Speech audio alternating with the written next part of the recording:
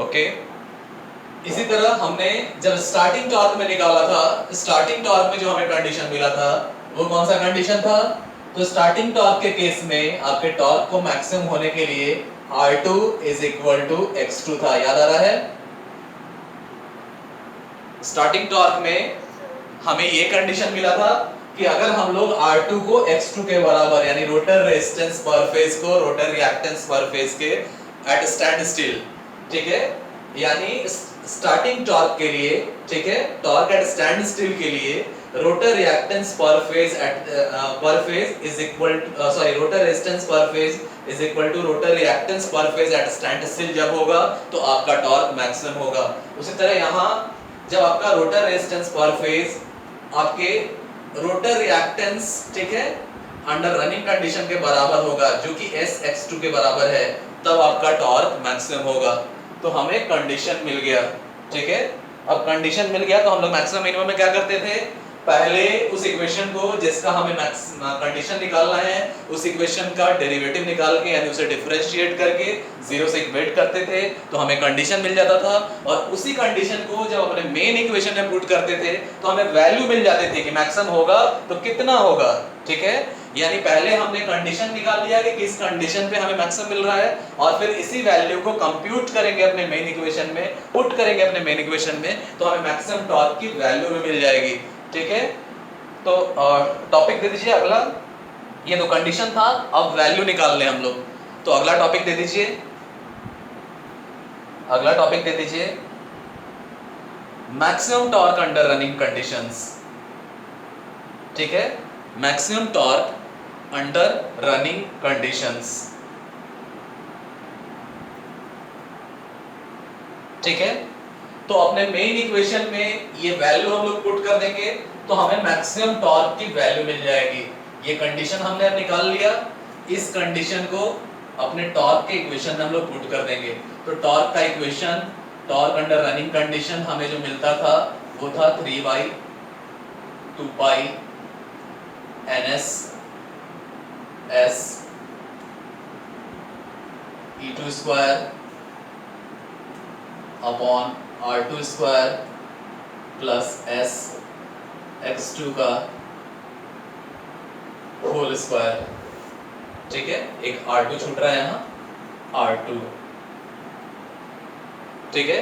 तो जाहिर है इस वैल्यू को हम लोग पुट कर देंगे, तो पुट कर दीजिए उस वैल्यू को, यानी R2 is equal to S x2 को पुट कर दीजिए इसमें मैक्सिमम टॉर्क के इक्वेशन में, और देखिए आपको क्या मिलता है।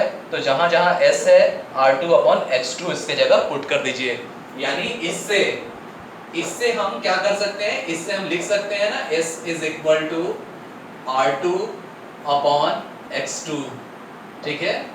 इसी वैल्यू को उठा के जहां जहां S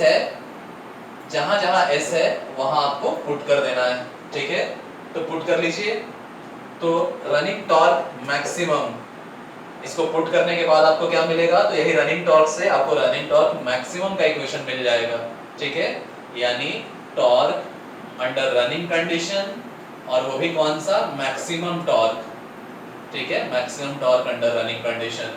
तो इसको पुट कर दीजिए, पुट करने के बाद हमें मिलेगा 3/2 पाई ns, ठीक है, और S के जगह R2 upon X2, R2 upon X2 into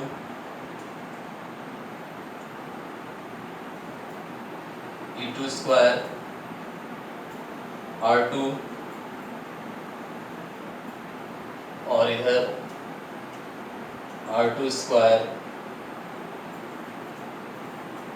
R2 into X2 upon X2 whole square, ठीक है। सॉल्व कर लीजिए इसको,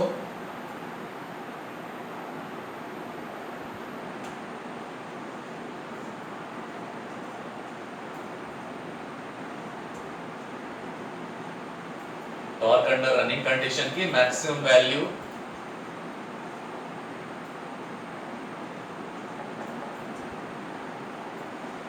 इसको इसको सॉल्व कर लीजिए। सबसे पहले तो ये कैंसिल, ठीक है, सॉल्व करके निकाल लीजिए इसको।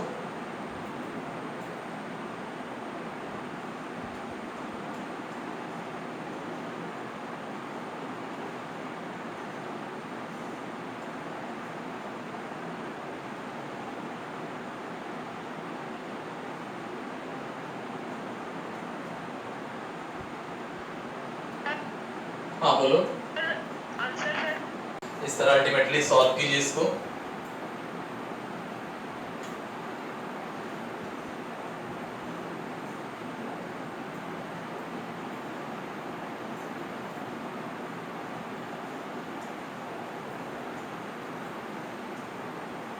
ठीक है, और ये 2 हो जाएगा 2r2 स्क्वायर, और उसके बाद ultimately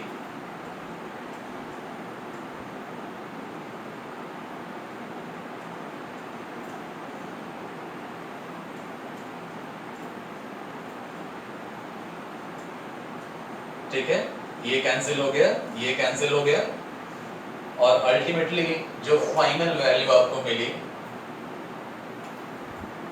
torque under running condition maximum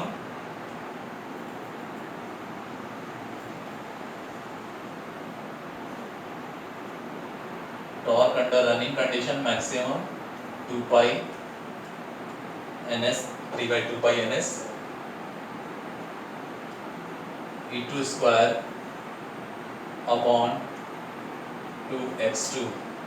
ठीक है, तो ये आपको वैल्यू मिल गई कि मैक्सिमम होगा तो कितना होगा, और जाहिर है टॉर्क है तो ये न्यूटन मीटर में होगा। ठीक है, तो आपको वैल्यू मिल गई। पहले हमने कंडीशन निकाला कि किस कंडीशन में मैक्सिमम होगा, और मैक्सिमम होगा तो कितना होगा वो भी हमने निकाल लिया। तो देखो बहुत इंपॉर्टेंट एक कंक्लूजन यहाँ पे मिलता है, सब लोग ध्यान दीजिएगा। यहाँ पे बहुत इंपॉर्टेंट कंक्लूजन एक मिलता है हमें। इंपॉर्टेंट कंक्लूजन क्या है, देखो ये जो मैक्सिमम टॉर्क के इक्वेशन में हम लोग आए ना, वो कैसे आए, तो हमने पहले कंडीशन निकाला कि किस कंडीशन के होने पर आपका टॉर्क मैक्सिमम होगा। तो जाहिर है हमने जो कंडीशन देखा था ना, वो कंडीशन ये था। ठीक है, यानी जब आपका रोटर रिएक्टेंस पर फेज आपके रनिंग कंडीशन में जो आपका रोटर रेजिस्टेंस पर फेज, जब आपके रनिंग कंडीशन में रोटर रिएक्टेंस पर फेज यानी rotor reactance per phase under running condition के बराबर हो जाए, जाहिर है हम लोग XR बोलते हैं। ठीक है, हम लोग XR किसको बोलते हैं, XR हम लोग किसको बोलते हैं, तो rotor reactance under running condition, और ये किसके बराबर होता है, SX2 के बराबर होता है। चाहे तुम लोग इसको कैपिटल से भी डिनोट करते हैं, R को अगर कैपिटल से डिनोट कर दें तो ये इसके बराबर होता है। उसी तरह फ्रीक्वेंसी अगर FR हम लोग डिनोट करते हैं तो ये S2 के बराबर होता है। इसी तरह हम लोग इंड्यूस्ड ईएमएफ जो रोटर का है ER से इंडिकेट करें तो SE2 के बराबर होता है। ठीक है, तो आखिर अल्टीमेटली ये इसके बराबर आया। यानी इससे बहुत इंपॉर्टेंट कंक्लूजन निकलता है कि कंडीशन के समय हमें रोटर रेजिस्टेंस पर फेज को rotor reactance per phase at stand still के बराबर बनाना पड़ता है, एट रनिंग कंडीशन के बराबर बनाना पड़ता है। या अगर दूसरे शब्दों में कहें तो हमें रोटर रेजिस्टेंस पर फेज को slip times rotor reactance per phase at stand still के बराबर बनाना पड़ता है। ठीक है, मतलब समझो, एक बार फिर से समझा रहे हैं। इसी इक्वेशन को हम लिख सकते हैं, इसी इक्वेशन को चाहें तो हम लोग लिख सकते हैं R2 is equal to XR, लिख सकते हैं, क्योंकि आपको पता है ये रिलेशन, लिख सकते हैं ऐसे। उसी कंडीशन को इस कंडीशन में लिख सकते हैं।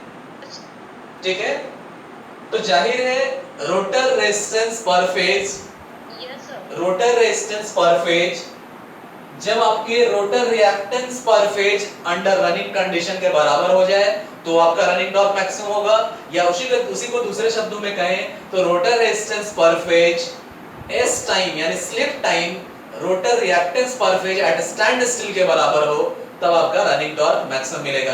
यानी दोनों जगह R2 का यूज है, यानी रोटर रेजिस्टेंस का यूज है दोनों जगह। लेकिन मैक्सिमम टॉर्क के इक्वेशन में कहीं भी देखो रोटर रेजिस्टेंस नहीं है, यानी इंडिपेंडेंट ऑफ रोटर रेजिस्टेंस हमें मैक्सिमम टॉर्क मिल रहा है। तो ये बहुत इंपॉर्टेंट है, कंडीशन निकालने समय रोटर रेजिस्टेंस का रोल है, कंडीशन निकालने समय रोटर रेजिस्टेंस का रोल है, लेकिन ये कंडीशन लगा के जब हमने मैक्सिमम टॉर्क की वैल्यू निकाल ली, वो मैक्सिमम टॉर्क का इक्वेशन जो आया वो इंडिपेंडेंट है रोटर रेजिस्टेंस से। ये बहुत इंपॉर्टेंट कंक्लूजन है, ठीक है? समझ में आ रहा है सबको? समझ में आ रहा है सबको? Yes sir. ठीक है, तो ये बहुत इंपॉर्टेंट कंक्लूजन है कि कंडीशन जब हम लोग निकाल रहे हैं मैक्सिमम टॉर्क के लिए, तो वहां रोटर रेजिस्टेंस का इन्वॉल्वमेंट है, वहां रोटर रेजिस्टेंस का इन्वॉल्वमेंट है। लेकिन इसी कंडीशन को लगा के जब मैक्सिमम टॉर्क की वैल्यू निकाल लेते हैं, जब मैक्सिमम टॉर्क का इक्वेशन निकाल लेते हैं, इस इक्वेशन में कहीं भी रोटर रेजिस्टेंस नहीं है, यानी ये इक्वेशन इंडिपेंडेंट है आपके रोटर रेजिस्टेंस से, ठीक है? ये बहुत इंपॉर्टेंट कंक्लूजन हमें मिलता है। इन सारे इक्वेशंस को एकदम याद कर लीजिएगा, ठीक है? इंपॉर्टेंट पॉइंट्स जो चर्चा की है वही सब है, पॉइंट वाइज करके लिख लीजिए, ठीक है? तो ऐसे कर लीजिए टॉपिक, कंक्लूजन एंड समरी। अगला टॉपिक दे दीजिए कंक्लूजन एंड समरी, यानी ये जो चीजें हमने की उसका कंक्लूजन क्या है, उससे क्या क्या चीज हम लोग समझ सकते हैं, क्या क्या समरी निकाल सकते हैं, क्या क्या डिड्यूस कर सकते हैं, ठीक है? कंक्लूजन एंड समरी, और इसको पॉइंट वाइज करके लिखते जाइएगा, 1 2 3 4 करके इसको लिखते जाइए, ठीक है? तो पहला चीज जो हम लोग देख रहे हैं कि जाहिर है maximum torque under running condition जो आपको मिल रहा है वो इंडिपेंडेंट है रोटर रेजिस्टेंस के। इसी पॉइंट को पहले लिख लीजिए, ठीक है? लिख लीजिए the maximum torque is independent, the maximum torque is independent of rotor resistance per phase, ठीक है? अब देखो इसका मतलब क्या है, इसका मतलब क्या है, value of rotor resistance per phase at this particular slip, ठीक है? Value of this rotor resistance per phase at this particular slip, ठीक है?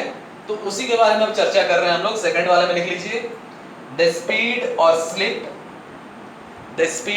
slip at which maximum torque occurs, the speed or slip at which maximum torque occurs is determined by the rotor resistance। इसका मतलब समझो, बहुत important factor है यहाँ पे। ये जो कंडीशन हमने निकाला ना, इससे बहुत इंपॉर्टेंट चीज हमें पता चल रहा है, इसको बहुत ध्यान से समझो सब लोग, ठीक है?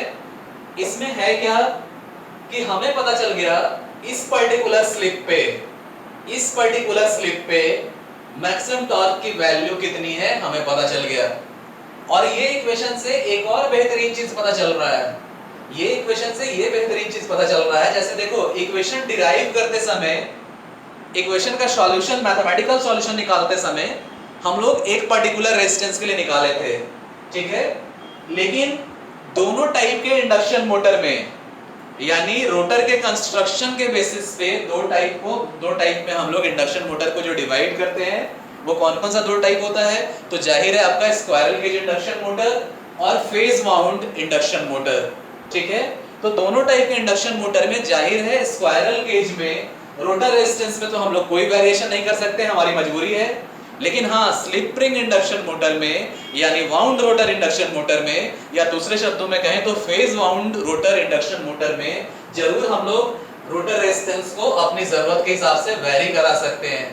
तो देखो किसी भी स्लिप पे अगर आपको टॉर्क को मैक्सिमम बनाना है तो ये फ्रीडम मिल गया आपको, ये फ्रीडम मिल गया इस इक्वेशन से, इस कंडीशन से, इस इक्वेशन से। एक बहुत इंपॉर्टेंट चीज आपको पता चलता है, जाहिर है ये स्लिप है ना, ये स्लिप कोई कांस्टेंट वैल्यू तो है नहीं, स्लिप आपके एनआर के हिसाब से बदलता रहेगा। एनआर के बढ़ने और एनआर के घटने के हिसाब से स्लिप की वैल्यू बढ़ती रहेगी, घटती रहेगी, क्योंकि आपको पता है कि स्लिप क्या होता है, तो slip ns minus NR upon ns है, ठीक है? यानी एनआर की वैल्यू कम हो रही, ज्यादा हो रही है, उससे डेफिनेटली आपका स्लिप भी चेंज कर रहा है, रोटर के स्पीड के हिसाब से स्लिप आपका वेरी कर रहा है। और जाहिर है इसी की वजह से ये इक्वेशन डिफरेंशिएट करके हम लोग लाए थे, तो स्लिप के रिस्पेक्ट में डिफरेंशिएट करके लाए थे। यानी किसी भी स्लिप पे, इससे बहुत इंपॉर्टेंट कंक्लूजन निकल रहा है, सब लोग दिमाग में बैठा लीजिए, किसी भी स्लिप पे हम टॉर्क को मैक्सिमम कर सकते हैं, किसी भी स्लिप पे हम टॉर्क को मैक्सिमम कर सकते हैं। कैसे? इस इक्वेशन का फायदा उठा के, इस इक्वेशन का फायदा उठा के, यानी रोटर रेजिस्टेंस को वैरी करके अगर हम इसके बराबर कर दें हर केस में, ठीक है। मान लो x2 का वैल्यू तो फिक्स है, ठीक है, rotor reactance per phase at stand still इसकी वैल्यू तो फिक्स है, s की वैल्यू वैरी कर रही है, तो s जितना भी होगा, मान लो s की वैल्यू, सपोज दैट मान लो s की वैल्यू 0.1 है, तो जो भी होगा ये फैक्टर मल्टीप्लाई होगा 0.1 into x2 इस पर्टिकुलर स्लिप पे 0.1 के वैल्यू के स्लिप पे अगर आपको ये मल्टीपल इसके बराबर मिल रहा है, तो हम रोटर रेजिस्टेंस को इस तरह से एडजस्ट करें कि हम इसके बराबर कर दें रोटर रेजिस्टेंस को, हमने मैक्सिमम बना लिया। स्लिप की वैल्यू 0.2 हो जाए, ये जो मल्टीपल आएगा 0.2 into x2, हम रोटर रेजिस्टेंस को वैरी करा के ये मल्टीपल के बराबर कर दें, फिर हमको मैक्सिमम टॉर्क मिल जाएगा। स्लिप की वैल्यू मान लो कुछ भी, स्लिप की वैल्यू मान लो 0.5 हो जाए, ठीक है, तो ये जो मल्टीपल आपको मिल रहा है s into x2, ये क्या है 0.5 into x2, 0.5 into x2, हम किसी तरह से रोटर रेजिस्टेंस को वैरी करा के इस मल्टीपल के बराबर कर दें, फिर से हमको मैक्सिमम टॉर्क मिल जाएगा, ठीक है। तो सबसे इंपॉर्टेंट कंक्लूजन क्या निकल रहा है? सबसे इंपॉर्टेंट कंक्लूजन निकल रहा है कि मैक्सिमम टॉर्क के कंडीशन को निकालने समय हमें रोटर रेजिस्टेंस पर फेज की जरूरत पड़ती है, लेकिन मैक्सिमम टॉर्क की वैल्यू में, मैक्सिमम टॉर्क का जो वैल्यू है वो इंडिपेंडेंट होता है रोटर रेजिस्टेंस से। और इसका बहुत इंपॉर्टेंट मतलब है, इसको समझिए, इसका मतलब है कि किसी भी स्लिप पे हमने देखा कि 0.1 जब स्लिप रहे, तो किसी भी स्लिप पे हम लोग स्लिप रिंग इंडक्शन मोटर को यूज करके या फेज वाउंड इंडक्शन मोटर को यूज करके R2 को वैरी करा के जब हम इस मल्टीपल के बराबर कर देंगे, इस प्रोडक्ट के बराबर, प्रोडक्ट कौन सा? तो product of slip into rotor reactance per phase at stand still, तो इसको वैरी करा के हम इसके बराबर कर देंगे, हमें मैक्सिमम टॉर्क मिल जाएगा। कोई भी स्लिप हो, चाहे 0.5 स्लिप हो, तो ये जो प्रोडक्ट है इसके बराबर R2 को वैरी करके हम कर देंगे, हमें मैक्सिमम वैल्यू मिल जाएगा, और हर बार हमें मैक्सिमम टॉर्क की वैल्यू सेम मिलेगी, ठीक है।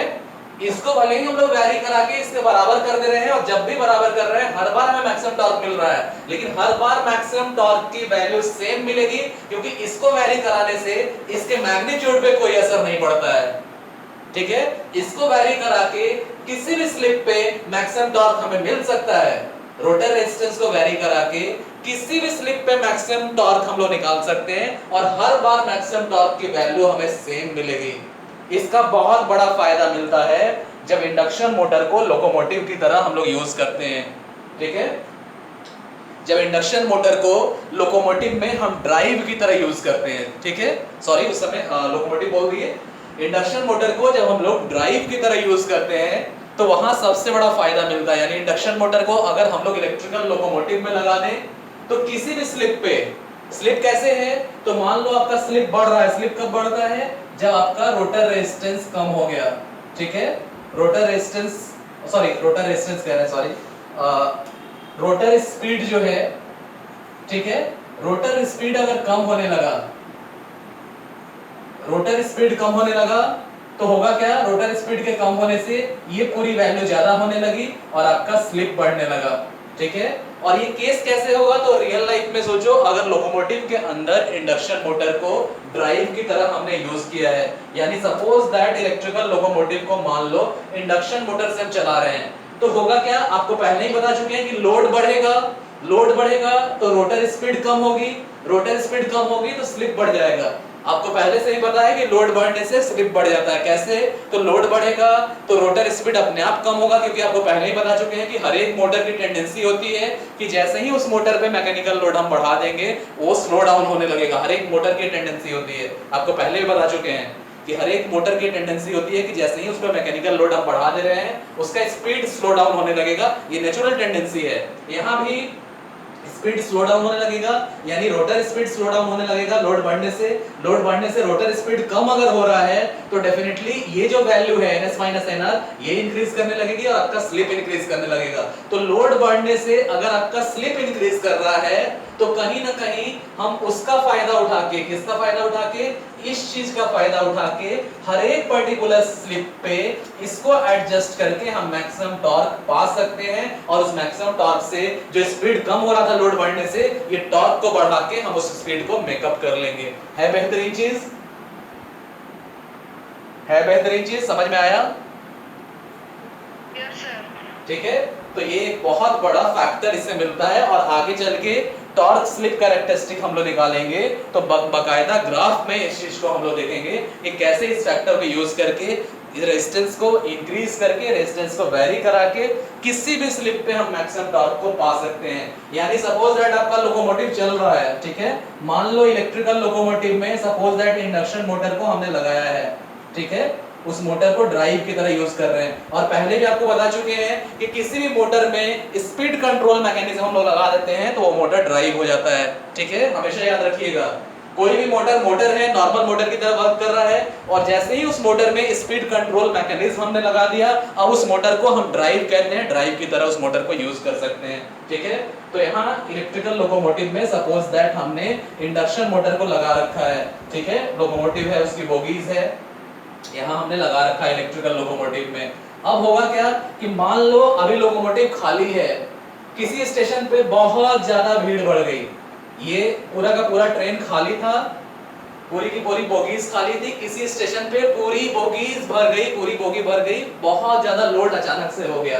ठीक है, लोड बढ़ने से होगा क्या, आपका रोटर स्पीड कम हो रहा है, रोटर स्पीड कम हो रहा है तो आपका ये जो वैल्यू है ns - nr ये इंक्रीज कर रहा है। ठीक है, रोटर स्पीड अगर डिक्रीज कर रहा है लोड बढ़ने से तो ये वैल्यू इंक्रीज कर रहा है, यानी स्लिप इंक्रीज कर रहा है, तो लोड बढ़ने से स्लिप इंक्रीज कर गया और आपका रोटर स्पीड कम हो गया, यानी लोड बढ़ने से अपने आप इस लोकोमोटिव का स्पीड अगर कम हो रहा है तो उसको हम लोग कैसे मैनेज कर सकते हैं। तो अगर ये induction motor phase wound rotor वाला इंडक्शन मोटर है या दूसरे शब्दों में कहें तो स्लिप रिंग इंडक्शन मोटर है, तो इसमें रोटर रेजिस्टेंस को वेरी करा के इस इक्वेशन का फायदा उठा के उस स्लिप पे भी जिस स्लिप पे हमारा स्पीड स्लो डाउन हो रहा था, इसका फायदा उठा के हम टॉर्क को बढ़ा देंगे, टॉर्क को मैक्सिमम कर देंगे और मैक्सिमम टॉर्क करके ये स्पीड कम हो रहा था इस स्पीड को बढ़ा के फिर से वापस इसको अच्छे से हम ड्राइव कर पाएंगे, इसको अच्छे से हम चला पाएंगे, लोको पायलट इसको अच्छे से मूव करा पाएगा इस लोकोमोटिव को। ठीक है, तो एक बहुत बेहतरीन फैक्टर इससे हमें मिलता है। ठीक है, थर्ड पॉइंट लिख लीजिए। अब सेकंड नंबर पॉइंट का ही इलैबोरेटिव एक्सप्रेशन है, यानी सेकंड नंबर पॉइंट को ही डिटेल से बता रहे हैं थर्ड पॉइंट में। थर्ड पॉइंट लिख लीजिए, इसमें लिख लीजिए hence by varying rotor resistance, hence by varying rotor resistance,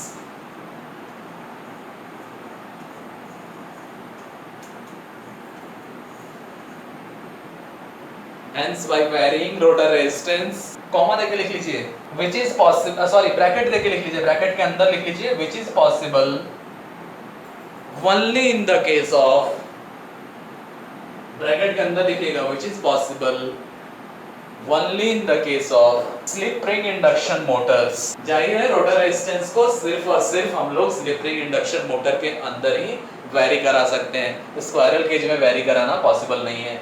ठीक है, only in the case of slip ring induction motors। Bracket close कर लीजिए, ब्रैकेट क्लोज के बाद लिखिए maximum torque can be made to occur at any desired slip or at any motor speed। जाहिर है आपके मोटर का स्पीड कौन सा होता है, तो आपके मोटर का स्पीड nr होता है, यानी जो रोटर का स्पीड है, जो रोटर का स्पीड है वही आपके मोटर का स्पीड है, यानी nr होता है आपके मोटर का स्पीड। तो इससे फायदा क्या मिला, किसी भी स्लिप पे हम मैक्सिमम टॉर्क को पा सकते हैं रोटर रेजिस्टेंस को अगर हम इसके बराबर कर दें, यानी रोटर रेजिस्टेंस को वेरी करा के हम इसके बराबर ले आए। दूसरे शब्दों में कहें तो किसी भी मोटर स्पीड पे जाहिर है स्लिप आएगा तो किसी पर्टिकुलर एनआर के लिए आएगा, क्योंकि एनएस एक बार जब आपका मशीन डिजाइन हो गया तो एनएस तो फिक्स है, एक बार आपका मशीन डिजाइन हो गया तो हम लोग जानते हैं NS is equal to 120 F upon P, यानी एक बार मशीन डिजाइन हो गया तो नंबर ऑफ पोल्स फिक्स हो गया, एक बार मशीन को कांस्टेंट फ्रीक्वेंसी एफ पे हम सप्लाई दे रहे हैं तो एनएस तो फिक्स है, यानी किसी भी स्लिप होने का मतलब है जाहिर है वेरिएशन तो इसी में आ रहा है, अगर स्लिप में वेरिएशन आ रहा है तो एनआर में वेरिएशन आ रहा है, यानी अगर दूसरे शब्दों में हम लोग कहें तो किसी भी मोटर स्पीड एनआर पे हम चाहें तो हम मैक्सिमम टॉर्क को ला सकते हैं इस इक्वेशन का फायदा उठा के, यानी रोटर रेजिस्टेंस को वेरी करके किसी भी स्पीड पे मैक्सिमम टॉर्क हम पा सकते हैं। ये एक बहुत बेहतरीन चीज है इससे सर। ठीक है, हाँ बोलो। हाँ बोलो बोलो। सर सर बोल रहे थे सर, ये सर आप बोले रेजिस्टेंस सर, जब लोकोमोटिव चलती है तो सर रेजिस्टेंस भी सर मतलब ऑटोमेटिक ही मतलब वैरी हो जाता है या फिर किसी मैनुअली करना पड़ता है उसको? हम लोग वैरी कराते हैं, ऑटोमेटिकली नहीं वैरी होता है। ऑटोमेटिकली थोड़ा सा वेरिएशन आ सकता है हीटिंग की वजह से, थोड़ा सा वेरिएशन हीटिंग की वजह से आ सकता है, लेकिन वो बहुत ज़्यादा नहीं रहता, वो नेग्लिजिबल रहता है। हम लोग फायदा उठाते हैं, हम लोग वेरी करा के स्पीड को मेंटेन करते हैं। अभी बताए ना, अभी बताए कि ये ट्रेन खाली है, ठीक है, ये ट्रेन खाली है, किसी जगह किसी पर्टिकुलर स्टेशन पे बहुत ज्यादा लोग चढ़ गए, लोड बढ़ा, तो आपको पहले ही बता चुके हैं कि कोई भी मोटर हो, कोई भी मोटर, उसका मैकेनिकल लोड बढ़ाएंगे तो अपने आप उसका स्पीड कम होने लगेगा। कोई भी रोटेटिंग ऑब्जेक्ट हो, इवन साइकिल पे भी देखो, एक आदमी अगर साइकिल चला रहा है, पीछे से कूद के कोई उसके कैरियर में बैठ गया, साइकिल जरूर स्लो डाउन होगा। तो इस लोड बढ़ने से आपके इंडक्शन मोटर का स्पीड यानी रोटर का स्पीड कम होने लगेगा, डिक्रीज करने लगेगा। ये डिक्रीज किया तो जाहिर है स्लिप इंक्रीज कर रहा है, ठीक है। तो लोड बढ़ने से अगर स्पीड कम हो रहा है तो जाहिर है अगर आपको अच्छे से व्हीकल चलाना है, स्पीड कम होने लगा तो स्पीड हमें बढ़ाना होगा। स्पीड बढ़ाएंगे कैसे? तो जाहिर है स्पीड बढ़ाएंगे टॉर्क बढ़ा के, और आपको मिल गया कि टॉर्क हम बढ़ा सकते हैं इसका यूज करके। कैसे बढ़ा सकते हैं? तो रोटर रेजिस्टेंस को इंक्रीज करके हम टॉर्क को इंक्रीज कर सकते हैं। Is that clear? Yes sir. ठीक है, तो लास्ट में था एट एनी डिजायर्ड स्लिप और any motor speed, full stop दे दीजिए। फोर्थ नंबर पॉइंट में आ जाइए, फोर्थ नंबर पॉइंट में लिख लीजिए the maximum torque varies inversely as the standstill reactance। Full stop देखिए, उसी पॉइंट में आगे लिखिए hence के बाद एक कॉमा देके it should be kept as small as possible, hence it should be kept as small as possible। ठीक है, तो ये जो इक्वेशन मिल रहा है ना, इस इक्वेशन में, इस मोटर में मान लो थोड़ी देर के लिए हम सप्लाई वोल्टेज कांस्टेंट रख रहे हैं, ठीक है। इस मोटर में अगर सप्लाई वोल्टेज अब कांस्टेंट रख रहे हैं तो जाहिर है सप्लाई वोल्टेज पे ही डिपेंड करेगा स्टैटर फ्लक्स पर पोल, और स्टैटर फ्लक्स पर पोल पे डिपेंड करेगा induced EMF in rotor conductors. तो सप्लाई वोल्टेज कांस्टेंट रखेंगे तो स्टैटर फ्लक्स पर पोल कांस्टेंट होगा, और स्टैटर फ्लक्स पर पोल कांस्टेंट होगा तो इंड्यूस्ड ईएमएफ जो होगा, induced EMF in rotor conductors, ये कांस्टेंट हो जाएगा। तो अगर हम लोग सप्लाई वोल्टेज को कांस्टेंट रखते हैं तो इससे एक इंपॉर्टेंट इक्वेशन हम लोग निकाल सकते हैं, इंपॉर्टेंट कंक्लूजन निकाल सकते हैं कि टीआर मैक्स जो है यानी torque under running condition maximum value जो है, ये इनवर्सली प्रोपोर्शनल है किसके? रोटर रिएक्टेंस के, इनवर्सली प्रोपोर्शनल है रोटर रिएक्टेंस के, ठीक है।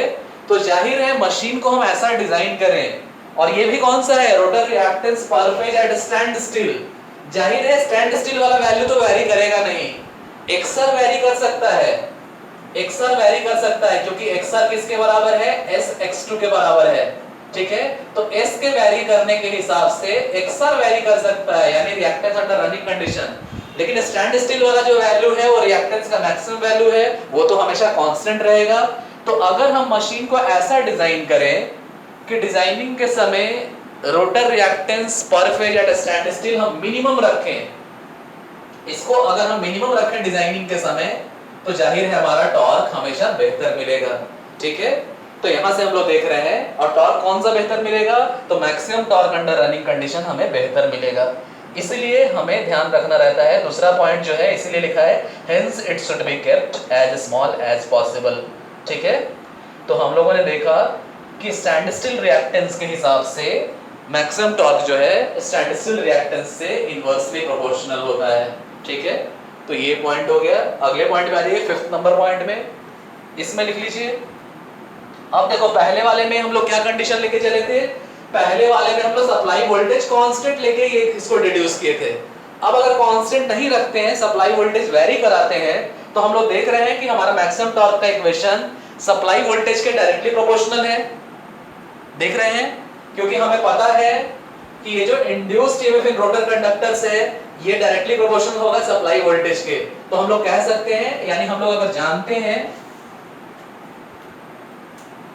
हम लोग जानते हैं कि E2 is proportional to phi stator flux per pole and phi is proportional to supply voltage V।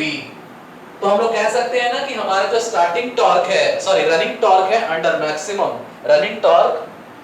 Running torque, ठीक है, या maximum torque under running condition जो है वो किस पे डिपेंड कर रहा है, ठीक है, तो वो डिपेंड कर रहा है डायरेक्टली प्रोपोर्शनल है square of the supply voltage के।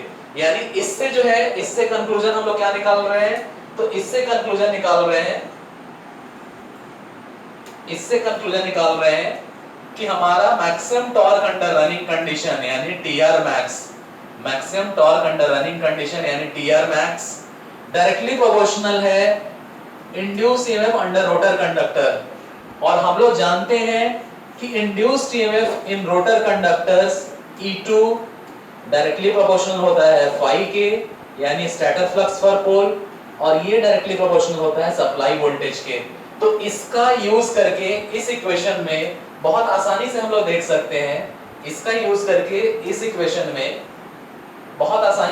सकते हैं, कि आपका maximum torque under running condition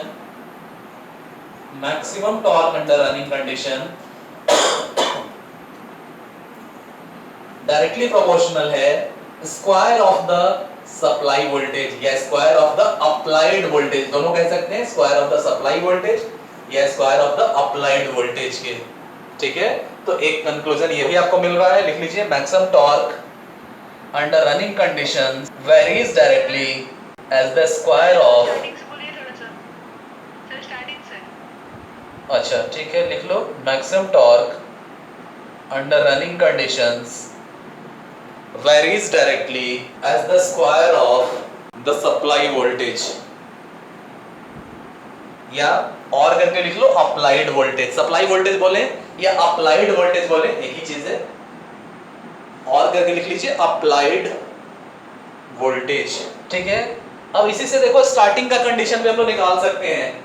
जैसे ही स्लिप की वैल्यू 1 पुट करेंगे, हमें पता है कि स्टार्टिंग कंडीशन में S = 1 हो जाता है। तो जिस तरह हमने देखा था कि टॉर्क अंडर रनिंग कंडीशन के इक्वेशन में S = 1 हम लोग पुट करते थे, तो टॉर्क स्टार्टिंग टॉर्क का इक्वेशन आपको मिल जाता था, यानी स्टैंड स्टिल टॉर्क का आपको इक्वेशन मिल जाता था। तो यहाँ भी उसका फायदा उठा के हम लोग निकाल सकते हैं। तो अगला पॉइंट लिख लीजिए, for obtaining maximum torque eight starting, bracket में लिख लीजिए S = 1, जाहिर है स्टार्टिंग के समय स्लिप 1 होता है, ब्रैकेट में लिख लीजिए S = 1, कॉमा देके लिख लीजिए rotor resistance must be equal to rotor reactance. तो जाहिर है ये तो बहुत इजी है ये पॉइंट। रनिंग कंडीशन में जब मैक्सिमम टॉर्क के लिए आपको ये चाहिए, तो जाहिर है स्टार्टिंग कंडीशन में, ठीक है, eight the time of starting condition में आपको पता है कि स्लिप की वैल्यू आपको 1 मिलती है।